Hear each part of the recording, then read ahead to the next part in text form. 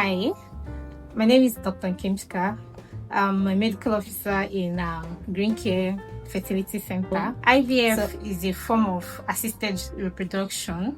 So the name IVF means in vitro fertilization. So from its name, anything in vitro happens outside the body.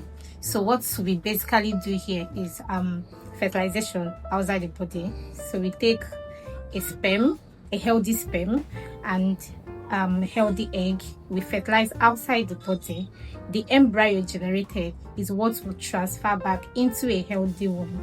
So for all this to be possible, in our center we run an IVF based investigations that help us to know quality sperm, quality eggs, and the health of the womb. So this is just a little thing about IVF.